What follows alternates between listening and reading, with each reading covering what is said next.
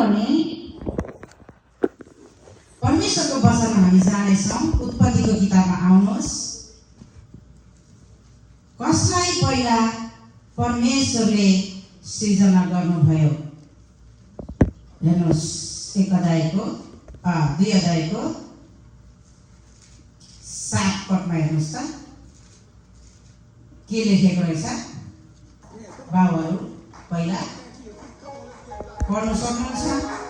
यहाँ यसो लेखेको छ 2:7 पदमा, तब परमप्रभु परमेश्वरले भूमिको माटोबाट मानिस बनाउनुभयो र तिनको नाकमा जीवनको सास फुकिदिनुभयो र मानिस जीवित प्राणी भए। कसलाई पहिला सृजना गर्नुभयो? आदमलाई, केटा मान्छेलाई। पहिलो प्राथमिकता परमेश्वरले छोरा मान्छेलाई माटो मुछेर निर्माण गर्नुभयो। अनि अर्को यहाँ 1 को उत्पत्ति 1 को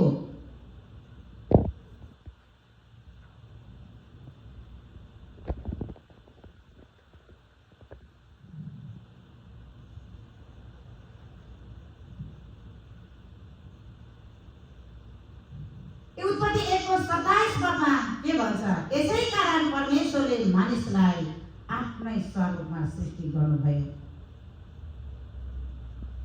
माटो मुछेर आफ्नै स्वरूपमा परमेश्वरले छोरा मान्छेलाई आफ्नै स्वरूपमा, आफ्नै स्वभावमा, आफ्नै बिहेभियरमा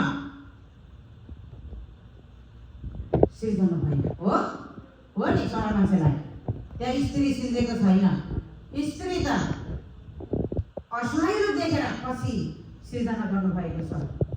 आज म बाबालाई भन्न चाहन्छु, तपाईँ चाहिँ पहिलोचोटि उत्पत्तिमै परमेश्वरले आफ्नो स्वरूपमा सृजना भयो। आफ्नो स्वरूपमा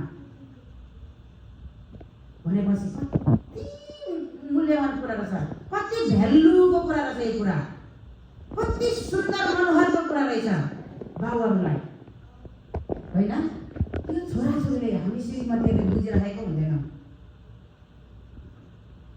मण्डलीको पास्टर बाबु बुझिरहेको हुँदैन। तर परमेश्वरले चाहिँ पहिल्यैचोटि श्रीमान हाम्रो बाबुहरूलाई, छोरा मान्छेलाई उहाँको स्वरूपमा, उहाँको स्वभावमा, उहाँको चरित्रतामा, उहाँको